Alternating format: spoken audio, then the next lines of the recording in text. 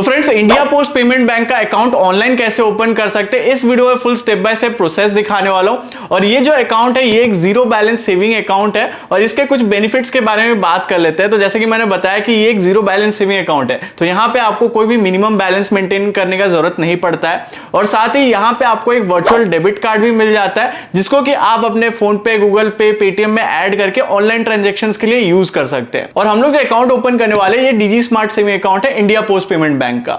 इस अकाउंट में आप लोग क्या क्या चार्जेस लग जाते हैं इसके बारे में बताया तो यहाँ पे आपको एक एनुअल फी लगता है जो कि है 99 रुपीज प्लस जीएसटी। और आप लोग को जो यहाँ पे वर्चुअल डेबिट कार्ड मिलता है उसका भी इनिशियल चार्ज आप लोग 25 रुपीज का लगता है। साथ ही यहाँ पे आप लोग कुछ एसएमएस चार्जेस भी लग जाते हैं, पर एसएमएस का यहाँ पे 0.25 रुपीज का चार्ज लगता है। और इस अकाउंट में एनुअल ट्रांजेक्शन लिमिट जो है वो 2 लाख रुपीज तक का है। उससे अगर आपका ट्रांजेक्शन लिमिट ज्यादा हो जाता है तो आपका अकाउंट फ्रीज भी हो सकता है। बाकी यहाँ पे डेली स्पेंड लिमिट 10,000 रुपीज का है। तो अगर आप लोग छोटे मोटे ट्रांजेक्शन करने के लिए अकाउंट ओपन करना है तब आप इस अकाउंट को कंसिडर कर सकते हैं और एज अ सेकेंडरी अकाउंट इसको यूज कर सकते हैं। इसको आप प्राइमरी अकाउंट यूज नहीं कर सकते क्योंकि बहुत सारे इसमें रिस्ट्रिक्शंस है। अब चलिए बिना कोई टाइम वेस्ट किए मैं आपको दिखाता हूं कि इस अकाउंट को आपको कैसे ओपन करना है। तो सबसे पहले तो आपको अपना प्ले स्टोर या फिर ऐप स्टोर को ओपन कर लेना है और प्ले स्टोर ओपन करते ही आपको यहाँ पे सर्च करना IPPB। तो ये जो IPPB मोबाइल बैंकिंग वाला जो एप्लीकेशन आएगा इसको आपको इंस्टॉल कर लेना है। फिर ऐप को इंस्टॉल करने के बाद इसको आपको ओपन कर लेना है। और हाँ, आप लोग को हो सकता है स्क्रीन थोड़ा क्लियर नहीं दिख रहा होगा क्योंकि मैं ऊपर से कैमरा से रिकॉर्ड किया हूं, ये कोई स्क्रीन रिकॉर्डिंग नहीं है क्योंकि ये जो ऐप है इंडिया पोस्ट पेमेंट बैंक का, ये स्क्रीन रिकॉर्डिंग अलाउ नहीं करता, इसलिए वैसे करना पड़ा। बाकी यहाँ पे देखिए लॉगिन नाउ का ऑप्शन आ जाता है। हमें न्यू अकाउंट बनाना है, इसलिए हम लोग open your saving account instantly पे आपको क्लिक करना है।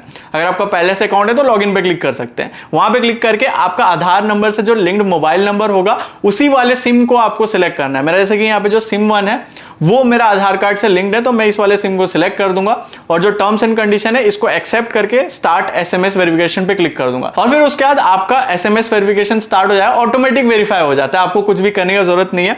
यहाँ पे जैसे ही वेरीफाई हो जाए वेरिफिकेशन कंप्लीटेड आपको शो कर देगा। बाकी यहाँ पे अभी पूरा ध्यान से देखिएगा, आप लोग को स्टार्टिंग में दिखा दिया जाता है कि यहाँ पे आपको सब्सक्रिप्शन चार्जेस लगते हैं 149 रुपीज प्लस जीएसटी, यानी कि करीब 175 रुपीज के आसपास आपका यहाँ पे सब्सक्रिप्शन चार्जेस लग जाता है इनिशियली। बाकी जो आपका एनुअल चार्जेस वगैरह वो तो अलग ही है, तो इस चीज का आपको ध्यान देना है। डीजी स्मार्ट सेविंग अकाउंट में ये चार्ज देना पड़ेगा आपको। आई एग्री पे सिंपल सा क्लिक कर देना।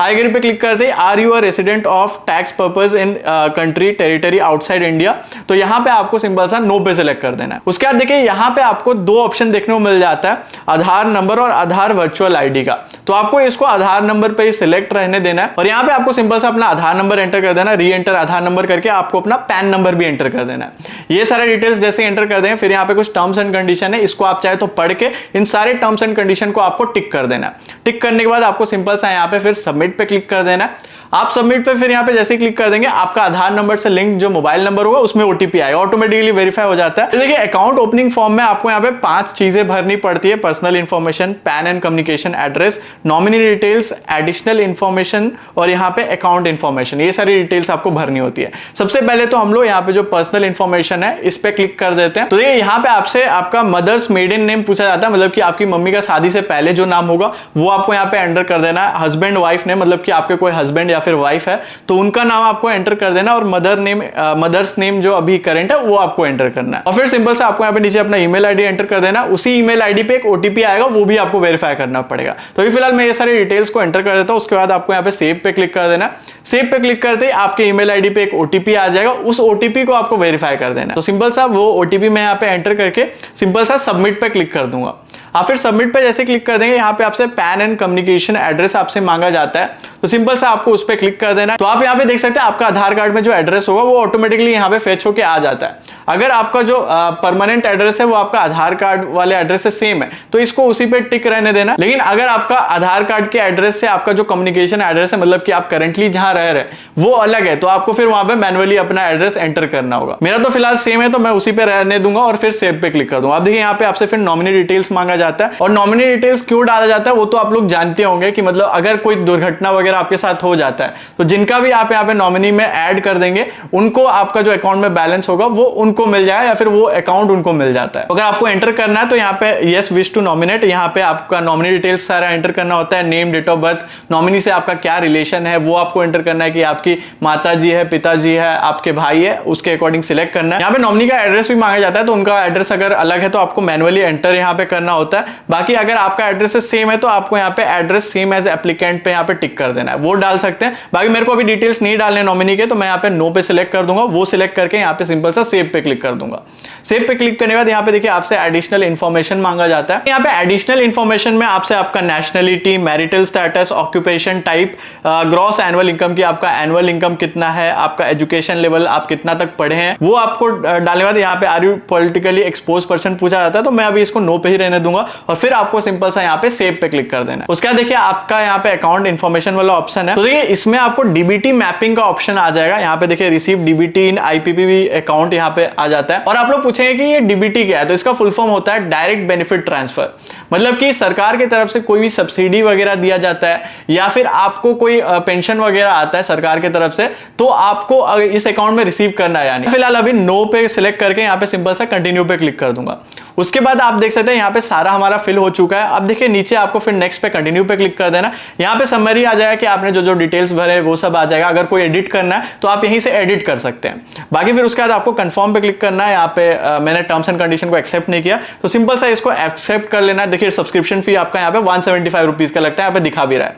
उसके बाद देखिए यहाँ पे आपको कंफर्म पे क्लिक कर देना। उसके बाद आपको यहाँ पे फिर एम पिन सेट करना होता है, मतलब जो इसका मोबाइल बैंकिंग ऐप है उसमें लॉग इन करने के लिए जो पिन चाहिए होगा वो आपको सेट कर देना है। और एम पिन सेट करने के बाद आपसे यहाँ पे कुछ सिक्योरिटी क्वेश्चंस पूछता है, जो कि अगर आप अपना अकाउंट का पासवर्ड वगैरह भूल जाते हैं तो ये क्वेश्चंस फिर उस टाइम काम आते हैं। तो जैसे देख सकते हैं what is the place of your birth, कि आपका जन्म कहाँ पे हुआ था, what is the first school that you have attended, मतलब आपका पहला स्कूल क्या था, what is the name of your favourite friend, ये सारे डिटेल्स आपको यहाँ पे एंटर कर देना सिक्योरिटी क्वेश्चंस। क्योंकि मतलब जब भी पासवर्ड वगैरह अगर भूल जाते हैं तो यही काम आता है, इस चीज का आपको ध्यान देना। तो ये सारे डिटेल्स मैंने अभी फिलहाल फिल कर दिया और फिर सिंपल सा सबमिट पे क्लिक कर दूंगा। आप सबमिट पे जैसे क्लिक कर देंगे आपके आधार नंबर पे एक ओटीपी आएगा, आधार नंबर से लिंक नंबर पे ओटीपी जैसे ही आप वेरीफाई कर देंगे, यहाँ पे देख सकते हैं आपका अकाउंट सक्सेसफुली क्रिएट हो जाएगा और आपको यहाँ पे कस्टमर आईडी आपका मिल जाएगा और अकाउंट नंबर भी आपको मिल जाएगा। ठीक है, और ये आपको नीचे लॉगिन का भी ऑप्शन आ जाएगा। लॉगिन पे क्लिक करेंगे, एमपिन मांगेगा, जो एमपिन सेट किए थे वो एंटर कर देना है। वो एंटर करने के बाद यहाँ पे ऐड फंड, मतलब फंड्स ऐड करने को आपको यहाँ पे बोला जा रहा है। और देखिए यहाँ पे लिखा हुआ है कि आप लोग मिनिमम 200 रुपए यहाँ पे ऐड कर सकते हो और मैक्सिमम स्पेंडिंग लिमिट इस अकाउंट का जो है वो 10,000 रुपीज का है, वो यहाँ पे क्लियरली लिखा हुआ है। बाकी अभी हम लोग फिलहाल ऐड फंड्स पे क्लिक नहीं करेंगे, सिंपल सा कैंसिल पे मैं यहाँ पे अभी क्लिक कर दूंगा।